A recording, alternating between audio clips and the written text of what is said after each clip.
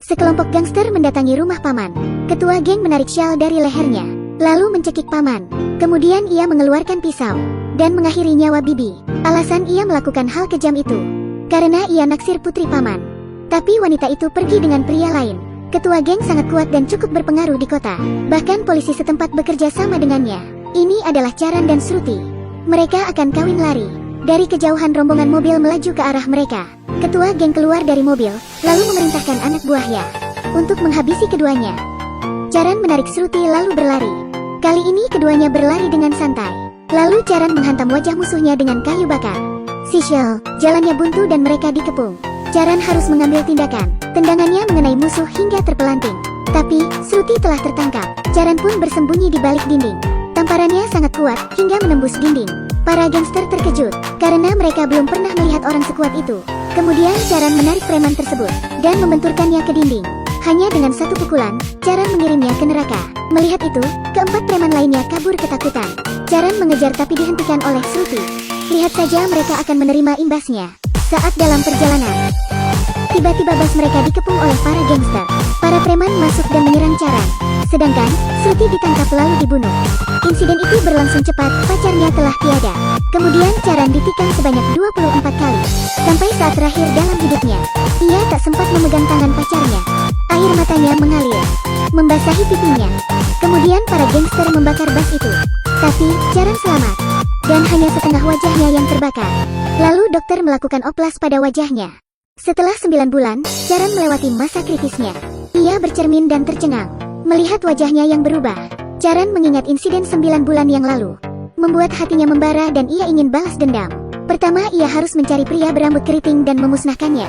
Charan hanya menginginkan keadilan. Dengan pisau itu, Charan akan menghabisinya. Tiba-tiba seorang gadis bersembunyi di belakang Charan dan meminta pertolongan. Ia sedang diincar oleh preman. Seketika Charan teringat akan Shruti, yang awalnya juga diincar para gangster, dan berujung pada kematian. Segera Charan menyelamatkan gadis itu. Kemudian Charan membawa pria berambut keriting ke lokasi konstruksi. Di sana, ia meninju wajah pria itu hingga pingsan. Saat bangun pria itu sadar ia diikat dengan kawat. Charan menghubungkan kabel ke kawat, lalu berjalan menuju pria berambut keriting dan bertanya, "Apakah kau ingat 10 bulan yang lalu, di dalam bas dan menewaskan sepasang kekasih?" Pria berambut keriting tahu dia akan mati. Kemudian, Charan mengaktifkan saklar listrik dan membiarkan pria berambut keriting itu menikmati sengatan listrik. Sengatan listrik bisa membunuh pria itu. Seketika Charan terhenti.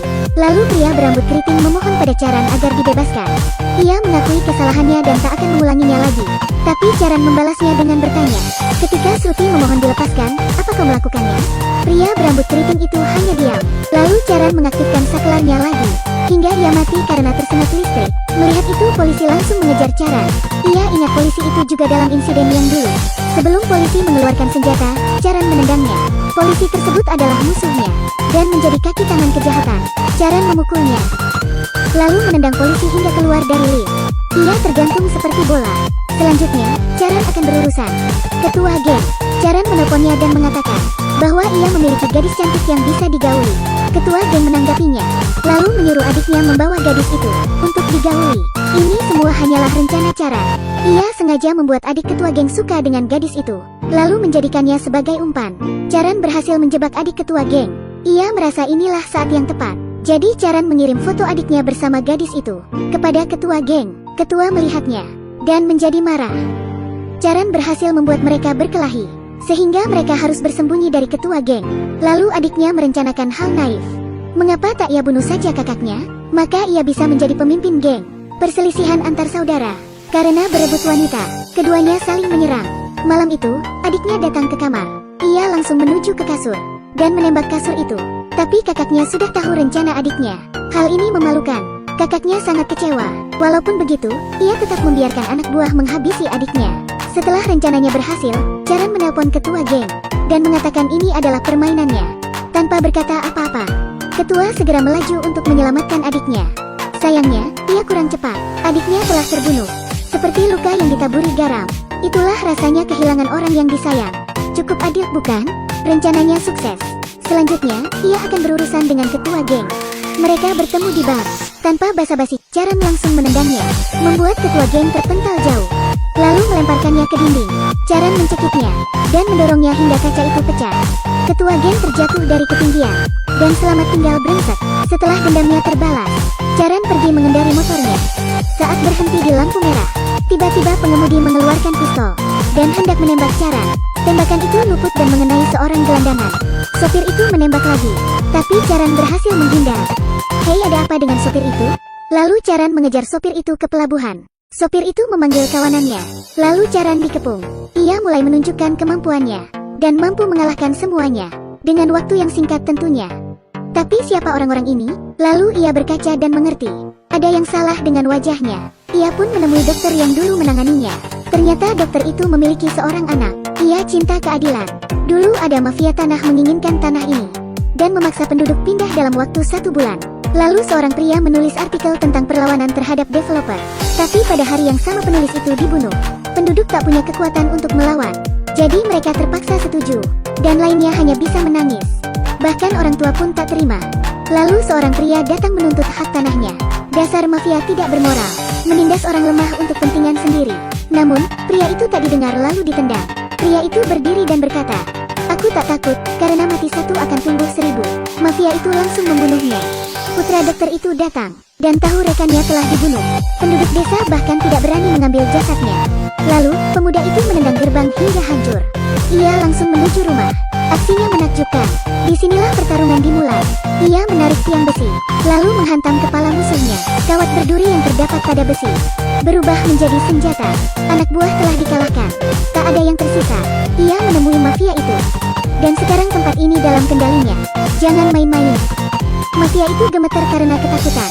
Tapi si brengsek satu belum menyerah. Ia merencanakan hal lain. Sekelompok pria menyandera ibu pemuda itu, lalu menghancurkan rumahnya. Dan kelompok lain akan melukai pacar pemuda itu. Apa yang harus ia lakukan? Ia segera pergi ke rumah mafia itu, dan bermain bersama anaknya. Namun, ayahnya cemas, dan menyuruh anak buahnya berhenti. Pemuda itu telah menyelamatkan desanya. Ia tak ingin desanya tertindas karena pendatang. Penduduk harus mempertahankan desanya. Jika ingin desa aman, mari berjuang bersama. Kata-kata itu membuat darah semua orang mendidih. Tapi mafia tanah menganggap dirinya benar. Singa dilahirkan untuk menyakiti rusa. Tidak ada yang berani melawan mereka. Hingga, seorang laki tua maju. Sang mafia mengancam, "Jangan lupakan apa yang terjadi pada anakmu." Mendengar itu, kemarahan lelaki tua meledak. Dia berteriak, "Sialan!" Lalu menendang mafia itu hingga jatuh. Tindakan tersebut membakar keberanian penduduk. Mereka menyerang para gangster, menempelkan teko panas, dan menumpahkan air mendidih. Beberapa wanita mengangkat pilar batu untuk dilemparkan. Tapi mafia itu tercengang, karena pemuda itu menghentikan mereka. Ia memperingati agar mafia tanah tidak mengganggu lagi. "Pergi dari sini." Tapi mafia tak menyerah. Ia mengirim beberapa orang untuk membunuh pemuda itu. Saat sedang bertarung, tiba-tiba ia ditikam oleh temannya. Ternyata si brengsek itu membayar temannya, dan dijanjikan imbalan yang besar. Beruntung pisau itu tak melukai daerah vital, jadi ia masih bisa bertarung. Lalu, Charan dan Shruti juga ada di bus yang sama. Para gangster pun masuk ke bus. Padahal pemuda itu tak punya masalah dengan mereka. Bahkan mereka tak bisa menyakiti pemuda itu. Pemuda itu tak menduga temannya menyerang dari belakang. Kemudian ia berdiri dan membalasnya. Temannya adalah pengkhianat. Hingga, pemuda itu terluka parah. Sang ibu tidak bisa menerima kematian putranya. Charan, yang saat itu masih hidup, dibawa ke rumah sakit. Jadi dokter itu memasang wajah anaknya, dan menggantinya dengan tubuh Charan. Itulah sebabnya mafia tanah mengincar Charan. Setelah mendengar cerita itu, Charan mengerti bahwa wajahnya cukup familiar. Saat tiba di sana, orang-orang berkumpul melihatinya. Mereka mengira pemuda itu kembali. Saat itu mafia tanah akan melakukan penggusuran. Namun, saat melihat Charan mereka melarikan diri. Charan memimpin penduduk menyerbu rumah mafia. Pertahanan mafia tanah itu kuat, tapi mereka tidak bisa menahan penduduk. Lalu Charan sampai di lantai 2. Ia dapat menghalau semua orang. Namun, mafia itu menyandra ibunya. Kali ini Charan tak khawatir, karena pengkhianat itu datang, dan menikam mafia dari belakang. Mafia itu membalasnya. Spontan, Charan menarik sang ibu. Namun, ia mencoba melukai Charan dengan pisaunya. Charan mahir menghindar. Tak sengaja, mafia itu malah menikam temannya. Charan pun menendang keduanya hingga terjatuh. Kali ini, penduduk desa tidak lagi berbelas kasih. Hingga akhirnya, mafia itu tewas. Kini Charan hidup sebagai pemuda itu, dan bahagia bersama pacarnya. Film ini berjudul Yevadu. Walaupun film India sangat beragam, Tapi penokohan dalam film ini bagus, alur ceritanya jelas, dan menyimpan banyak pesan moral.